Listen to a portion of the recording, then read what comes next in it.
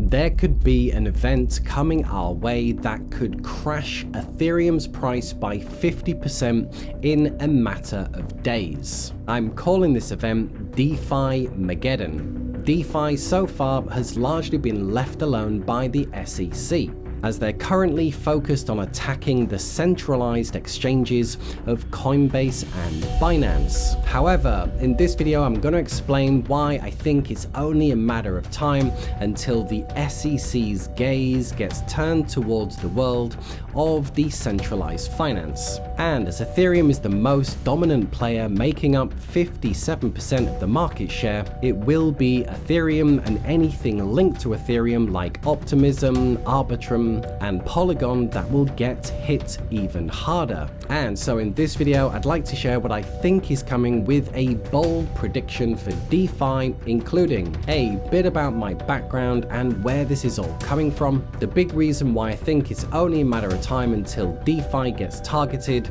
I'll explain DeFi's major flaw, and then we'll finish with the 3 most likely scenarios and how to plan accordingly. Okay, so first up, I want to explain a little bit about my background and why I think Defimageddon could be the next big event to hit the crypto market.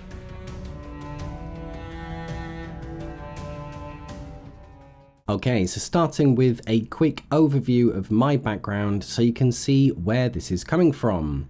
And as you'll see, aside from current YouTube channel, my background is in financial services and working for multiple different financial services companies doing their digital marketing for them. So I learned very well what you can and what you can't say. So this one was with mortgages and mortgage servicing. This one was with loans, taking out all different kinds of loans and mortgages.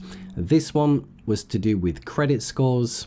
And this one was to do with pensions. So understanding the financial services industry very, very well, there was something that I had to do in every single job. And we had to do some online training every time we started with a company. And once we'd started, it was an annual thing. We had to do training on multiple things. And 2 of the most important, and the ones you have to remember, because cryptocurrency, a lot of it is financial services, you need to know these, as these will be coming up as the crypto market becomes compliant. It's all about getting regulation. That is the next big thing, is crypto getting regulated, and that's what's going to bring in the massive amounts of money.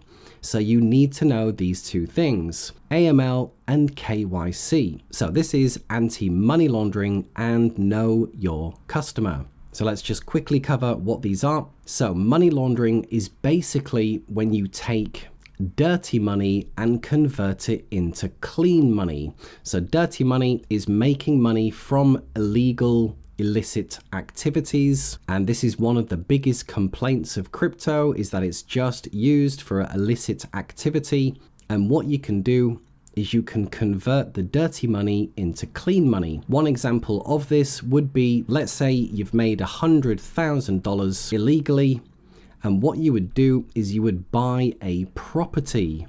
Now, a couple of years down the line, you can then sell that property, and that property now becomes clean money. You have successfully converted it from dirty money into clean, and you can do that in crypto as well. You can take money that's made from illicit activity, you can put it into a lending protocol and begin earning yield, and you're now earning new clean money. So this is something that the regulators are hyper aware of, which is why it's KYC. That is a huge part of financial services, which I think is going to get implemented into crypto.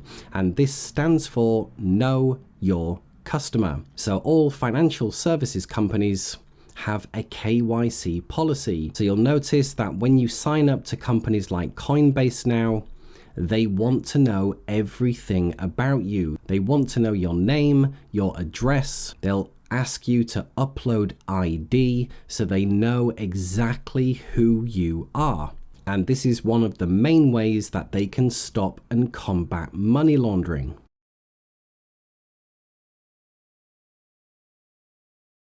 So let's hop on over to DeFi and let me highlight the major flaw currently in DeFi.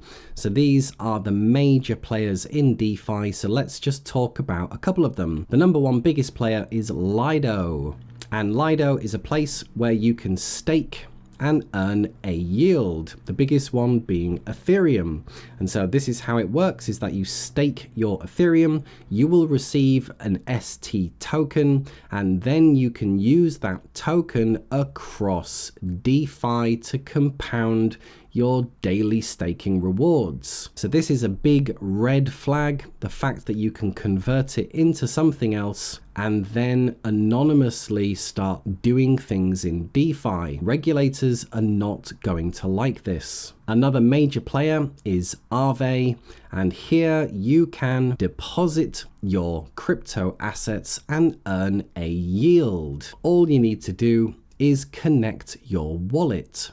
So there's no KYC. This is pretty much anonymous. By just connecting a wallet, you can deposit money and begin earning a yield. Regulators are not going to like this. And let's just finish with another very popular one, Uniswap. So this is a decentralized exchange. And again, all you have to do is connect a wallet. It takes a couple of seconds and you can begin exchanging tokens and coins. Again, no KYC, it's decentralized. And my point is not to attack decentralization because it's all just done through code. There's no middlemen, it's quicker, it's faster, it's better. But the point is this, if crypto is going to get regulated, they are not going to allow it to be completely decentralized. I think KYC is going to get forced onto the industry.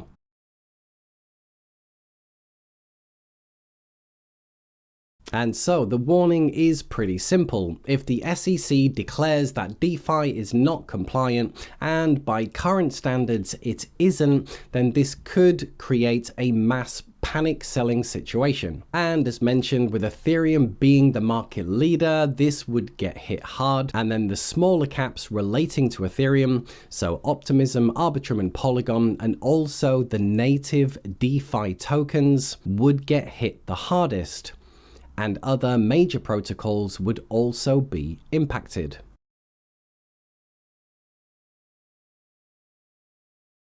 So let's talk about the three possible scenarios. Now, number one is that DeFi just magically gets left alone by the US, by the UK, by Europe, and people can anonymously just start earning money and earning yield.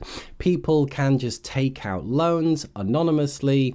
People can lend money anonymously. Now, this could happen, but for me, it's the least likely scenario, and it's actually what's going on right now. Now, number two is we get an aggressive attack campaign by the SEC, basically saying that nearly all the companies in DeFi are not compliant. And we see a flurry of lawsuits, a flurry of big fines, and KYC is forced onto the industry. And this is when you'll see the mass selling across the board in the coins and tokens mentioned. And by seeing how the SEC has acted against crypto so far, this really wouldn't surprise me. And number three would be a less aggressive attack by the SEC. You would still see a bit of panic and selling, and we'd end up with something like you can participate in DeFi, but you'd have to do it through something like your Coinbase account, and this way they would know exactly who is buying, selling, lending, earning yield, etc.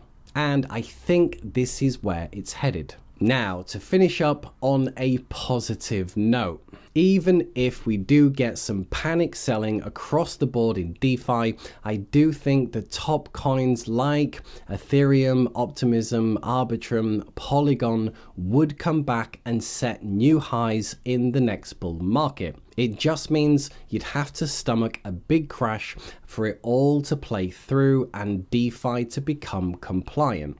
But just know some of the major DeFi players could disappear.